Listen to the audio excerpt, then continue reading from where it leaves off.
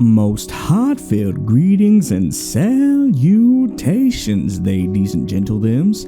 I eagerly welcome you to Sturgeon's most premier station, Dusklight Radio, hosted by yours truly, the fortune-finding, feverishly feral, and ferociously forlorn Everett J. Blackwell. Perhaps you know of us Blackwells. We operated the first Sturgeon escape room. It was padded from end to end with a complicated mechanism at the back, no drawers or other hideaway areas to explore. Participants had to ingest something through a small flap in the door 3 times a day and answer cognitive questions regularly in order to be assessed and gradually unlock the door and escape. Old Salem Blackwell called it the Rehabilitation Escape Room, and eventually it caught on nationwide. I'm now just realizing that they may have actually pioneered the first sanitarium, and I simply imagined it was an escape room. Perhaps I paid a visit there over the years. Anyway, I'm Dusklight's main and most fabulous half-dead host. My job at this fine radio station is to bring you some of the most twisted, interesting, and downright bizarre tales that I and my wonderful many-legged runners collect from the far corners of Sturgeon and beyond. Some of them will make you laugh, some of them will make you cry, and some of you will want to show your appreciation for this channel, while there are a handful of ways to do so, such as commenting, sharing, joining the Patreon, or getting ready to join our fabulous Discord when it goes public soon. There's a more unique way at your disposal. I bet you didn't even know it. It's easy.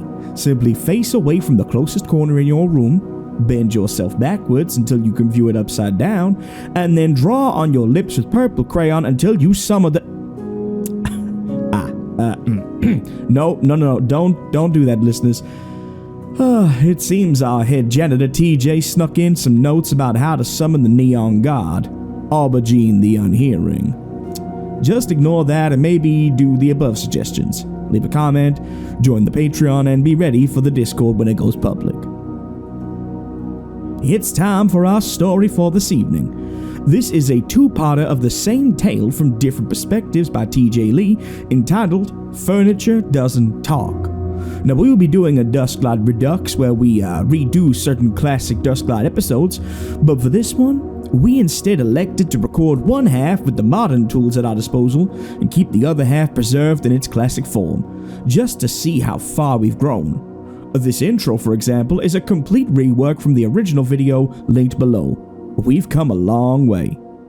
Special thanks must be given first to Mandy Mo for the original beauteous image you see of me when you look at our page, to Sir Gorky for the brand new rendering of yours truly and the truly accurately horrifying rendition of our humble studio, to Dark Somnium for being such a gracious yet terrifying sponsor of the channel, and lastly, our music is sourced and provided by Epidemic Sound and Dark Somnium with gracious thanks. If you enjoy these intros and want to see more, please ensure you've got notifications on and leave a comment for every video you encounter. With that, the sun has set and dusk has crawled into the studio once more. Whether you're working, prepping to sleep, or evading the formless void that will one day consume us all, Blackwell is here to soothe your ears and captivate your soul. Now, close your eyes and take a deep breath. The scene has been set and the light is on. It's time to walk towards it.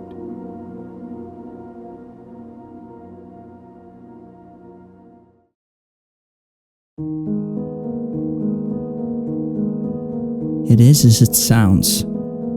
No, I'm not crazy. No, I will not take any private interviews for your vanity project or My Strange Life shows, so stop asking. I'm not like those people. No, I do not have objective sexuality, a condition where you're attracted to inanimate objects. Besides, we're just friends. I met Willis at the bi-monthly Sturgeon flea market. We usually get in over 100 different kinds of travelers, all offering their wares. Sometimes it's refurbished air conditioning units promising to keep you as cold as a November snowstorm. Other offers might be showcasing strange scriptures of places you've never heard of. I spotted him immediately. The glossy skin, well-polished legs, and unique drawers. He was perfect. I walked up to the stand, fumbling my hands awkwardly. I was never good at making the first move in conversation. You look magnificent," I whispered softly, not daring to put a hand out and rub the surface. After all, he barely knew me. "You like the table, kid?" the owner interjected, a big guy, old and unkempt beard. "Yeah, this baby was a hell of work to make, but I'm damn proud of him." He slapped the surface of the table with pride as he chuckled. I felt my teeth clench. "How much?" I asked, trying to keep my disdain in check. I didn't like the way he handled him. "For this Willis model? How much you got?" He smiled again, but this time a more sinister look hid behind the eyes, like he didn't want money. $60? It was all I had. Rent had cleared me out and I wasn't due a stimulus check for a while. Sensing his hesitancy, I pulled something out of my pocket, not even thinking of what the consequences were. I just knew I had to have the table. "This is my grandma's. It's a warding talisman. It's supposed to keep bad spirits away. It's, priceless." He took it with gentle hands, eyes widened as he turned and inspected it. Without saying a word, he simply nodded and walked away, back to the center of his display as he continued to look over the talisman. I felt joy overcome me as I picked up Willis with shaking hands and took him to my car, being careful not to drop him or scuff his paint as I bundled him in with the utmost care and took him home. I live in a secluded part of Sturgeon, a little area of the woods known as Castor Oil Creek. Its namesake comes from the shimmering black lake encircling the area. My cabin on one side and my sole neighbor for several miles on the other. I don't see Rashid all that often, so I'm happy keeping to myself. When I get Willis through the door, finishing the welcoming ritual, I placed him gently in the center of the living room, hands on my hips and observing him with pride. "Welcome to your new home, Willis. I'll make sure you're much better looked after than your old host, I promise. Let's get you some food first, shall we?" I grinned, knowing full well a table not only can't speak but can eat. But I like to think that these objects as my friends, my family, and it was nice to think of maintaining them in a more humane way. I grabbed the varnish and gently pushed it onto the top of the table's beautiful oaken frame, the little nuances in its skin fascinating me to no end as I traced my fingers across each individual vein and followed them to large discolored spots. It was like an adventure into the history of where this table had been, the tree he'd come from, the journey he'd undertaken before reaching my loving hands. Varnish dripped onto the floor and splashed onto my apron. I must have used too much. Easy mistake to make when you're so invested. I went to the kitchen to wash off when I heard something whistling in my ear. Soft but purposeful, like the air being let out of a balloon ever so slightly. It made my teeth itch, and I felt an ice-cold shock of fear run down my back. Was someone watching me? Darting past Willis and going outside, I immediately scanned the surroundings of my home. While there was nothing to worry about from the front of the property, save for Rashid and his constant fishing expeditions, the back of my home bordered on the main woods. Anyone could be out there, looking in at my collection, wanting to steal it. A quick glance around the home yielded nothing, and I chalked it up to my imagination. I always got this way when I brought home a new friend, always worried someone was out to steal it. I finished washing up before going back to clean Willis off and prepping him to meet my other collections. A beautiful mahogany chair from the 1960s that I'd lovingly restored back to perfection, a bespoke sandalwood cabinet that someone just discarded on the side of the road, a devilishly alluring balsa wardrobe that is always giving me the side-eye wink, and a Surrey oak bedside cabinet that I remember from my first love. It stays with me always. "You're going to fit in perfectly, Willis. I can't wait to help you find your place," I grinned, gently running a hand across the countertop before busying myself with the cleanup. It's always tough to maintain the furniture in a house as old as mine. Mold, termites, and God knows what kind of messes would routinely pop up and require my special cleaning to get it done. After a lengthy cleaning session, I decided to spend some time bonding with Willis, watching my favorite show, Ugly Americans. Man, I just adored the animation style and humor. I think Willis did too. He didn't say much, but that's to be expected. I turned in for the night, and after giving my bedside cabin to Lucille a goodnight smooch, I let my body drift into the realm of dreams, where I could be one of the furniture pieces and talk to my friends in a way that they could talk back. I'd float there, my arms like lampshades and my nose a doorknob, feeling myself slowly transform in front of their expectant eyes. "You're so close, Mosley. Just a little more," Derek the mahogany chair would say in his gruff, coarse voice. "Just a little longer, then we can truly be together," Mitchell the wardrobe would cry. And then, just as I felt the last of my consciousness fade into the shape of the furniture I was becoming, they'd begin to melt and screech in front of me. Horrifying shrieks and wails, their wooden mesh twisting and deforming under the stress of such temperatures. And I could do nothing to save them. I don't know how long it was before the smell of burning caught my nostrils, or the ringing sound of the smoke alarm blared in my ears, but by the time I was roused from sleep, I knew there was a fire in my living room. Rushing in, barely aware of my surroundings, I saw my mahogany chair ablaze. The beautiful black polish oozing away and congealing onto the floor in a bubbling, viscous puddle. The stench was awful, and I did all I could to quickly grab some water and douse the flames, but it was too late. The chair was ruined, and the skeletal structure that remained was utterly irreplaceable. As I stood there, shaking, looking around the home for a sign of a break-in, one thing unsettled me more than the notion of an intruder, something that even after extensive searching, I couldn't place the location of. The incessant whistling. Louder, more purposeful, like someone was stepping on the balloon now rather than softly deflating it.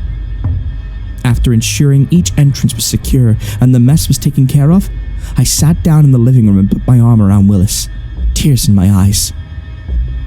"I don't know what to do, my friend. Something did this to Derek. Why would they do such a thing?" No response, of course. Willis simply glistened in the waning light of the moon. "I'm glad I have you, Willis. I hope the others will be okay. We'll get past this." I got up to leave and headed back to the bed, feeling a little bit better that I confided in my friend, when something stopped me dead in my tracks. Derek wanted to be freed, Mosley. A cold, indifferent voice cut through the air as that horrible fucking whistling returned, as if it was right in my ear, stretching through the canal and tickling my brain. I didn't dare turn around. I must have not noticed them hiding in my home. "Who are you? Why are you doing this? They're just innocent bits of furniture," I cried, hurt that someone would damage my friends this way. You actually care for them? That's hilarious. We both know you've never cared for any living thing in your life. You don't have the ability, Mosley. You know why? They took a step forward, and the voice got close to my ear, goosebumps running up my arms. Because you're a fucking monster. And soon, the whole world will know it too. I felt threatened. Someone was in my home, and I was powerless to stop them. What if they wanted to hurt the others? What if they wanted to hurt Willis? "You could do what you want with me, but please leave the furniture alone. They're special to me," I croaked, immediate dehydration setting in and my stomach feeling like a melting pot of nerves. They cackled. Dear, you still don't get it, Mosley. You gave away your only bargaining chip. Now you've got nothing to keep you safe. They know what you did and they're coming. You're not protected anymore, son. "Oh no. The talisman," I breathed, remembering I'd given it to the flea market salesman in exchange for Willis. My grandmother gave it to me as a way of protecting myself from the outside world, from people who wouldn't understand me. You got it. Now you're exposed to the world, and this fire ain't gonna stop. Better hurry, Mosley. You can only save one. The sound of a match being lit and thrown into an unseen area of the house was immediately followed by a roaring fire. The varnish I kept in the kitchen was extremely flammable, and I'd never thought to safeguard it. A wall of flames erupted as the laughter ran through the house and out of earshot. When I turned around, I was standing in a towering inferno that was devouring my home in seconds. The searing heat and notion of losing my furniture was a fear unlike any other. But my instincts kicked in, and I grabbed the closest one I could find before the flames licked at my exposed flesh. Willis. Hauling him over my shoulder with everything I had, I darted for the window and chucked him at it first, breaking the glass and hurtling outside just as the cabin was fully engulfed in flames. Within minutes, the fire group were on scene, as were the Sturgeon County PD. I was eager to give them my statement. But I noticed a familiar face among the group. One I'd not expected. He was sitting at the back, a sly smirk across his face and a knowing look in his eyes as he affixed his sheriff's badge. It was the guy from the flea market. Did he set the fire? What is this? What the hell is going on? I started walking purposefully towards him, fury burning within me, just like the flames of my once beautiful home that had housed 6 generations of my family. But before I could get close, one of the officers volleyed a right hook at my jaw and sent me to the ground, a swift kick to the groin following that. What is the meaning of this? I will have your badges, all of you! I cried, bewildered by the treatment I was receiving as I was turned over and subdued. I saw the fire department trying desperately to tackle the flames, but 2 of their members were off to the side, vomiting and crying. Had they never seen a blaze this awful before? Waylon Mosley, you're going away for a long, long time. The man at the back called as he walked into view, the officer sitting me up. I'm Sheriff Erickson, and we've been waiting for this opportunity. It's a good thing we knew what to be after at the flea market, willing to trade anything for Willis given the chance. Sturgeon has some odd rituals, and once you gave up that little good luck charm that you kept hidden, well, it was only a matter of time. He leaned down to look at me, eyes filled with pure, unadulterated hatred. Now, where's Willis? What did you do with him? What did you do with my deputy? I blinked, bewildered and surprised at his question. Deputy? I don't understand. You sold me a pristine table. His pupils dilated, and he turned to look at the spot where Willis lay. I have never heard a man scream in that manner before. All authority within him crumbled away, and the raw humanity of his personage was laid bare in front of me as he fell to his knees, cradling Willis in his arms. The complex structure of skin stretched and sanded down to fit the measurements of a gorgeous table. The veins pulled and spread to their absolute limit, translucent skin glistening as beautiful blue veins softly pump fluids, giving it an almost lava lamp appearance. His bones repurposed and reset to form the legs, the non-essential organs tossed aside and bagged, hidden away underneath his grand arching table. His functions left to the side in a small set of tubes. The cleanup was worth it. He was better this way. He was back to the way he was meant to be. I've been a master furnisher for years, the craft passed down to me by my father and grandmother before him.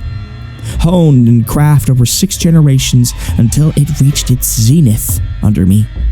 A once-in-a-lifetime talent capable of rendering these imperfect people into perfect sculptures of furniture that retain their awareness while maintaining their desired forms. An officer nearby said he could hear screaming, but I wasn't able to hear anything. I'd become numb to the background noise. The next few days were a blur. Ugly conversations with ugly people, fluid and moving far too much for my liking. Eventually, I'd be transferred to St. Martin's Psychiatric Ward and gracefully be given this computer in order to talk about what happened to me and the injustices I've experienced at the hands of our local police force. All over some goddamn furniture? It's ludicrous. They tell me that it's best if I use this medium to confess and tell my side of things, that it's better than staying silent and uncooperative. They say they have an ironclad case against me, that I'll be facing the death penalty when I'm convicted. But I'm not convinced. Not even when the local shrink sits with me and tells me that my subconscious started the fire as I took on the personality of my other furniture piece, Derek, who wanted to be freed. That each piece of the furniture was someone in my life, and I had co-opted their behaviors into my own. It doesn't even faze me when he tells me that they managed to help Willis talk. Even though it started out as nothing more than a few wheezes and whistles, he's now able to string together basic sentences and can testify against me. Still, I'm not concerned. No, sir. Not one bit. Do you know why? Well, it's simple. Because furniture doesn't talk.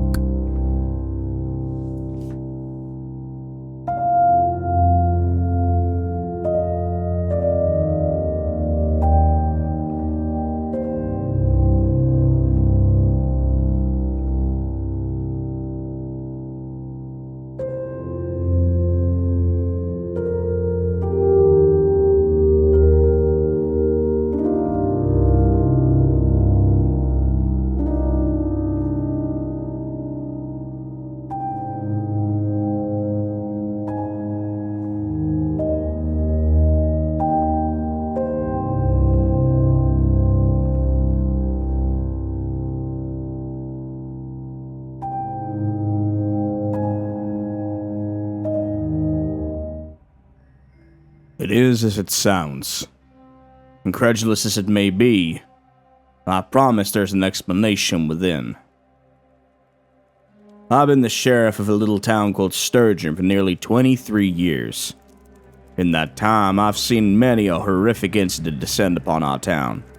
Fall out of my jurisdiction and get past to the higher-ups faster than you can say nightmare scenario.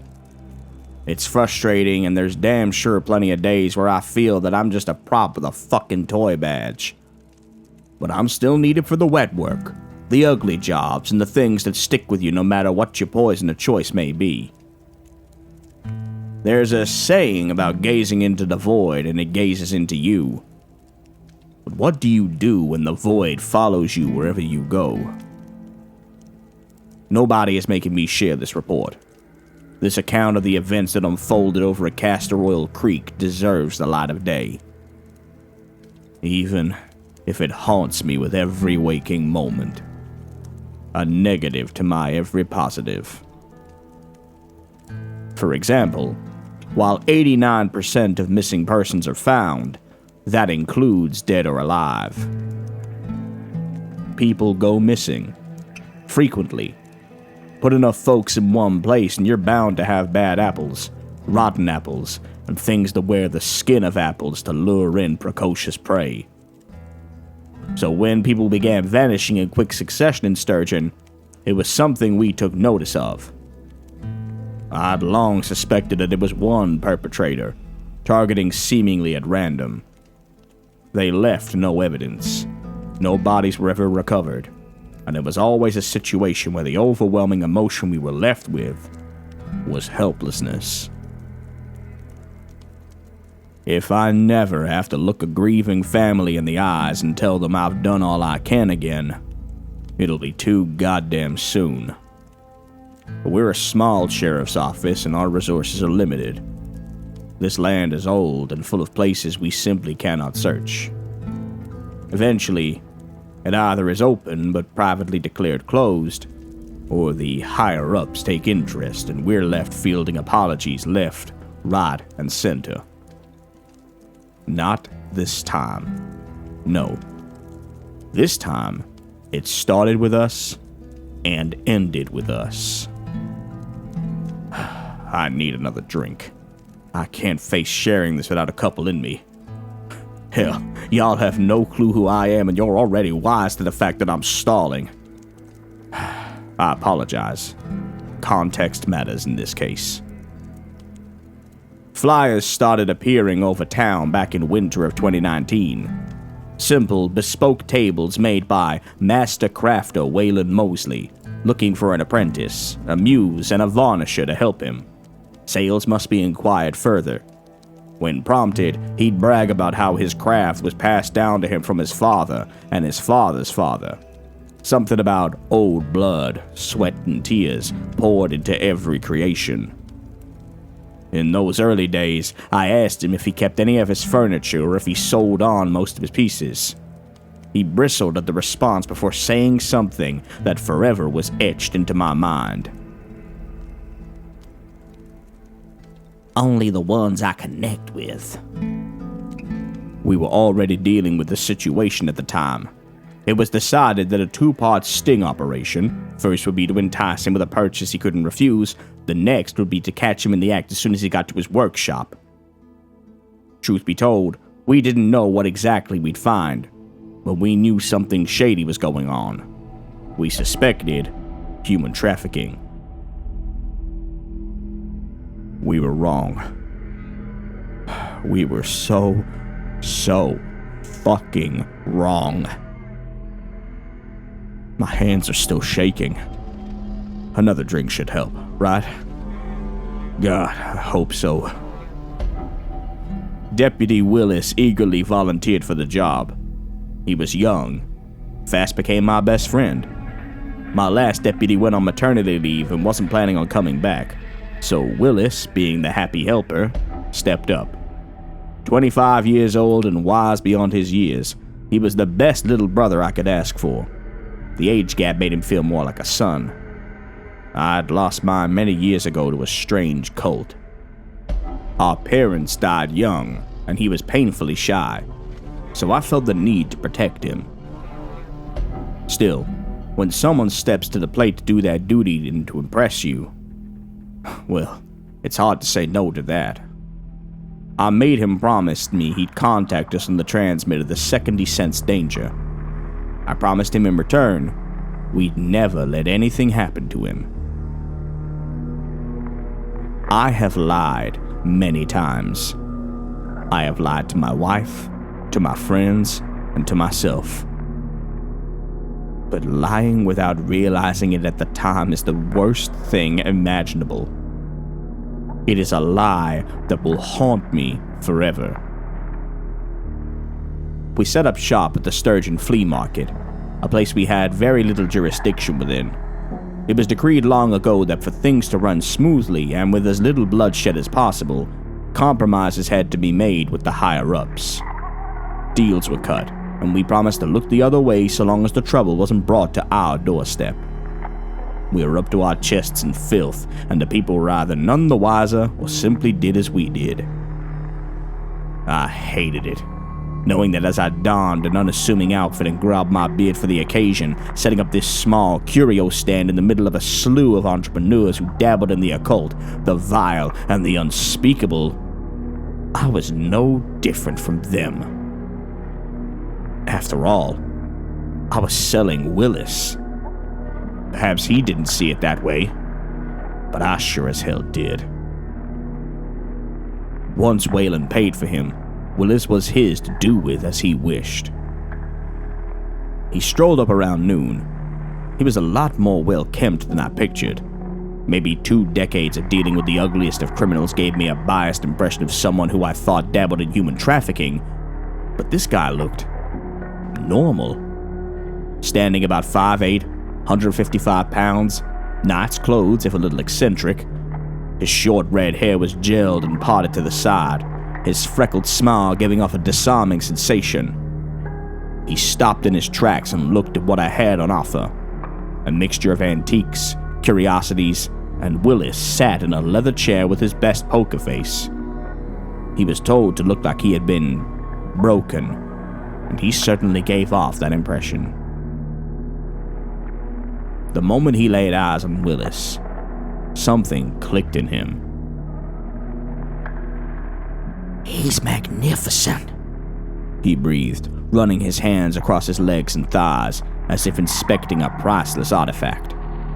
I had to hold down bile as I forced a smile, remembering my training.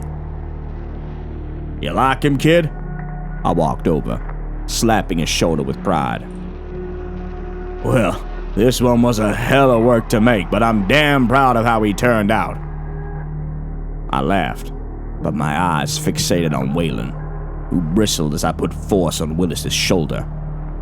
I couldn't figure out why at the time, but he brushed it off and reached for his wallet. How much? I saw his lip quiver ever so slightly. What did he have planned for him? I wanted to tackle this fucker to the ground right there and then, but the trained words spilled out of me before I could stop myself. For Willis? He's a model after all. How much you got? I put on my best salesman face and leaned in, disgusted at myself for how far I'd go to secure the arrest, telling myself it's for the victim's past, present, and future. He's a keeper, you know. Waylon fumbled and pulled out $60, saying something about rent and stimulus checks not being in. I was taken aback. If he was a human trafficker, where was his cut? I stared, trying to formulate a response, but he pulled something out of his pocket before I could reply and held it in front of me. There's also this. It was my grandma's. It's a warding talisman. It's supposed to keep bad spirits away. It's priceless. So this was why we never found him. The fucker was handing me the one thing that was keeping him hidden. I realize to many of you, this is hokum, and I don't blame you. But where I come from, this sort of old practice does what it says on the tin. It keeps the wearer obscured. Not invisible or any kind of shit like that, but it hides them from prying eyes. And either he didn't know what it truly did, or he simply didn't care when faced with a new model to take home. Didn't matter. This was what I wanted. There was nothing more to do. I took the talisman and inspected it, nodding as he took Willis by the hand and walked away. Willis took one last look back at me, his eyes glowing with pride. He knew he was going to be the one to call it in, and we'd be heroes for capturing one of Sturgeon's worst human traffickers. As I smiled back, a chill ran through the air and practically froze my blood. An omen. I realize to those of you following along, there has been no pause in this account. But for me, I had to stop and drink myself to sleep. The closer we get to the moment it all came to a head, the more I want to put a bullet between my eyes and make it all go away. But I recognize the public interest in what happened, and I have a duty to tell it, hence sharing my story with Dusklight. So we continue. Willis's tracker was supposed to allow us to follow him no matter where he went, even if Waylon stripped him bare and gave him new clothes. It was under his skin, after all. We didn't expect Waylon to check that. And yet, once their signal went towards the Cartuck Woods, it simply died. 16 hours had passed, and we were beginning to get antsy. It was decided we would look at the area surrounding the woods and see who lived in the area. It didn't take us long to find Castor Oil Creek and the small set of lodges out there. While old man Mathers was immediately ruled out, the same couldn't be said for his neighbor across the creek. Been in this area a long time, he told us on the drive up there. All of them. Settled here before my family did. Helped us build this here lodge for a time until my great-great-grandpappy Obadiah asked them to leave. Never told us why. Simply said it weren't right what they were doing over there. And now there's just one. Don't see him much. He's a solitary type. He's so involved in his woodworking, he don't even notice what's going on in this here creek. We pressed him on the creek, but all he'd say was, "bad water," and refused to comment further, instead pausing and replying with, "Looks like a storm's a-brewing. Better be ready." We arrived at the old lodge within 20 minutes, a quiet night with the moon reflecting over the creek. Not a sound of nature or insects whatsoever as we made our approach. You'd think with 3 cars and 5 trained servicemen, we'd be less intimidated. But nothing prepares you for what we saw. Breaking down the door, we were greeted with an almost ancient and rustic living room. Dust littered everything, and the furniture looked so decrepit and worn down that it'd break if so much as anything touched it. The smell of rotting wood and mothballs was overpowering. I'm sure mold was a factor too, but there was something iron-like in the air that I couldn't place. A quick sweep of the home showed us the only non-dusty area, the large rug. Moving that aside led to a trapdoor that, with great effort, came open and led down a large set of stairs. As we descended, the smell of death began to grow in intensity, our less experienced servicemen opting to hang back and cover the entrance, leaving me and 2 colleagues to continue. Fuck. I need another drink. My hands won't stop shaking. We approached what I can only describe as a leathery, undulating door. It shook in place and felt like the hide of a cow to touch. It was warm when I placed my hand against it, and something moved underneath my palm. I pushed without much force, and the door gave way. The stench was unbearable, and my eyes watered as my stomach threatened to eject everything within it. I felt my knees begin to buckle, but my resolve kept them upright. I was grateful all 3 of us had masks on. I don't know if I'd been able to cope otherwise. The room was stained in red. It had been transformed into a living area with odd furniture lining each section of the sizable room. A large, hairy wardrobe in the corner next to a bed that seemed to sway in place. A small chest of drawers with bizarre shelves holding a sparked lamp on top of it. A TV sat in the center of the room, some strange mesh coating its entire frame, and a screen blaring out static that partially illuminated the room. The yellow couch with purple spots seeming to dance in the light. To the right, however, sat cages. Some rusted over, and others covered in filth and blood, but they were unmistakable. Got you. There, right in the center, clad in a stained apron and humming to himself, was Waylon, busying himself over a table with a slew of tools cast at the side. Waylon Mosley, you're under arrest for human trafficking, I called, trying to push authority into my voice as best I could, trying not to gag. He put a thick tarp over the table and turned, as if in a daze, arms spread out and smiling. Have you come to check out my furniture, officer?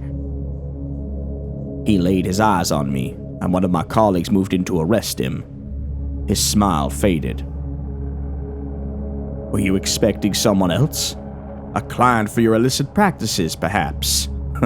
I scoffed, the stains on his apron and hands telling an ugly tale. What is the meaning of this? What's going on? I'll have your badges, all of you! He cried, genuinely upset that we barged in, as if what he was doing was perfectly normal. I took a couple steps closer, his current project still obscured from view. Waylon Mosley, you're going away for a long, long time. We met a little while ago. I'm Sheriff Erickson. We did a little trade, and you gave up something you shouldn't have. I held out the talisman and saw his eyes glimmer. This town might have some odd practices, Waylon, but criminals are always the same when it comes to getting what they want. Predictable. I leaned down and grabbed his jaw with my hand, wanting him to feel the power I had, that I could break his jaw or rip out his tongue or snap his neck if I so wished. Now, where is my deputy? Where is Willis? He wrestled against the officers, but was no match and simply grunted before looking back at me, confused and angry. What deputy? You sold me a pristine table. I felt my grip on his mouth tighten and I let go, slapping him as hard as I could. Don't you play with me, son. You inspected him, you paid for him, and took him away by hand. I watched you do it. Now I ain't gonna ask you nicely again. Where is he? I will never forget the sequence of events that followed, even if I would give anything to do so. His pupils dilated, and the eyes moved to the table hidden under the top. As I followed them, I felt the world fall away as a single question came into my mind. One I knew the answer to already. Why were all the cages empty? I repeated that question over and over as I slowly walked to the top, another officer finding the light switch at the same time and illuminating the whole room. Screams and guttural wretches filled the spaces we saw what was in this room of nightmares. What was under the top? Something did indeed sit there, but it wasn't pristine. It wasn't a table. It was Willis. His skin was stretched to the point that a single tap or scratch, and I knew it had split open. Translucent and thick veins visible like a macabre pattern you'd find on a mahogany table. His limbs acting as horrible legs, the bones broken and reset to fit. His feet and hands turned into malformed stumps. The sockets where his eyes lay now nothing more than cup holders, his mouth agape and air escaping it. I don't know how Waylon did it. I don't want to know how he did it. But I swear to God I felt life within Willis. Something in him was still conscious. A soft wheeze escaped him, faint but defiant. Mercy.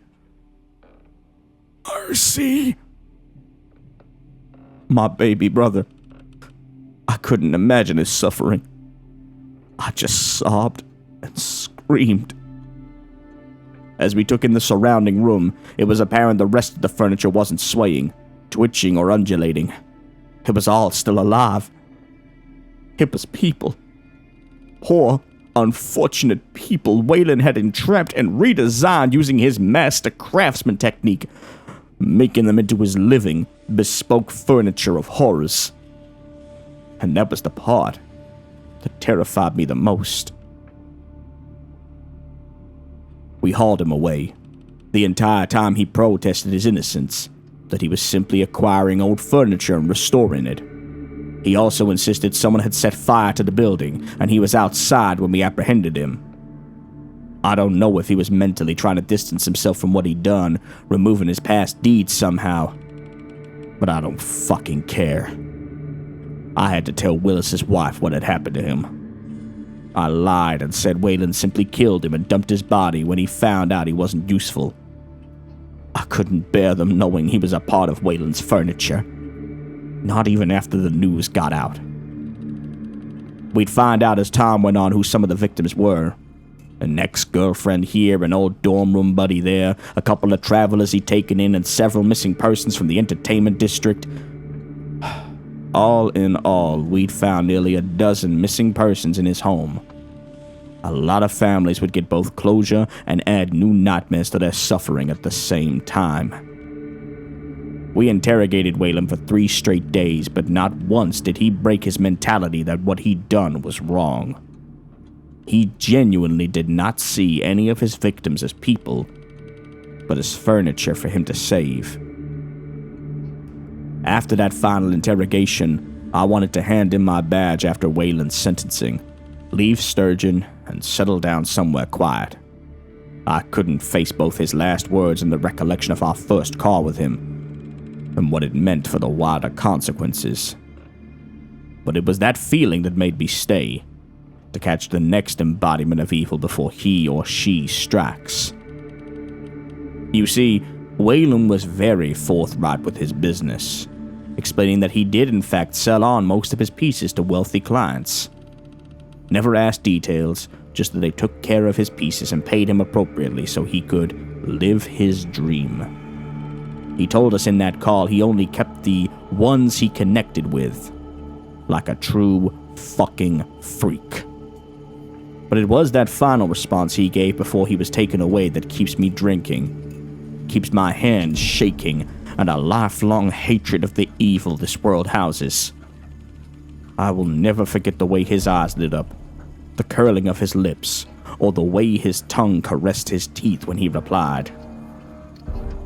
You see, we'd asked him if he was concerned about the fact that not only had one of his victims had gotten away before being twisted beyond recognition, ready to testify against him in an already ironclad case, but that Willis was able to speak in short, pain-racked sentences and give his own account. And that, if and when found guilty, he'd be given one of the worst punishments imaginable. I can still hear his response in my ears every time I lay my head down, joining Willis's pain-riddled wheezes as a chorus of hatred and pain. It will haunt me for the rest of my fucking life. He said, "No, because furniture doesn't talk."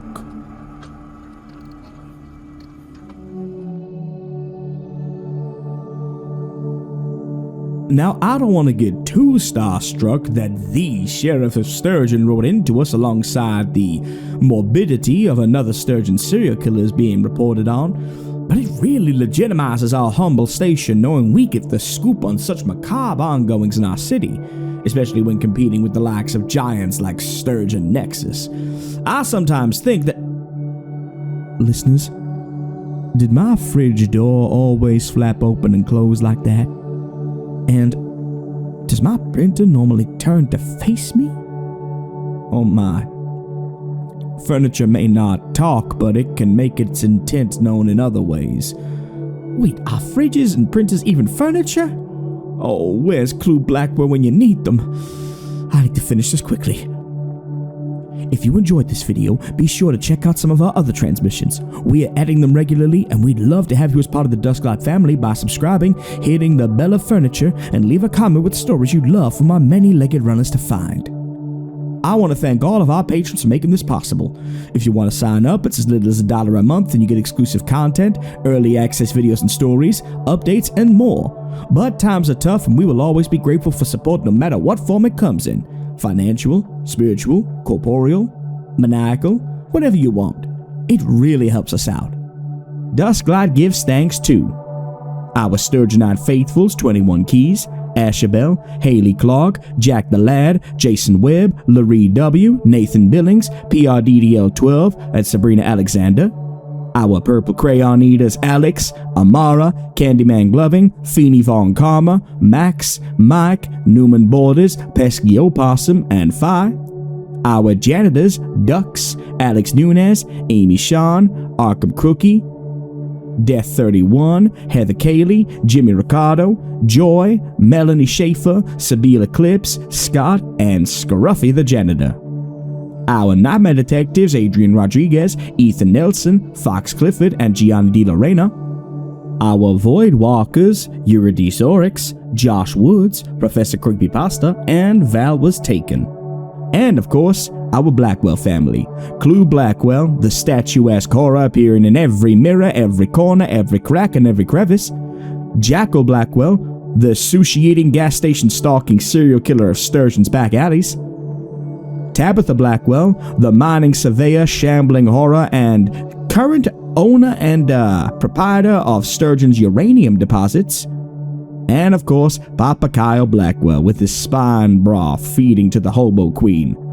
We love and fear you, Papa. We thank all of you humbly for your patronage and look forward to seeing you bright and early for Dusklight orientation. Purple crayons and existential dread will be provided. And one last time, listeners, close your eyes and breathe with me. Remember, no matter how bad things are, how cruel people can be, and how heavy your shoulders may feel with the weight of the world bearing down on them, Dusklight will always be here to lift the load and provide you with some respite. I think I just spied my couch licking its lips, and my desk lamp looks awfully peeved, so quickly now, drink some alcohol-free cider, have some moon pie, watch a video about the history of locomotive robberies, and sleep on the cool side of the pillow with the window open and the stars twinkling down on you. Start and end each day with kindness in your heart. You matter, you are loved, and every day is another chance. I'll see you again when the sun sets and dusk enters the station.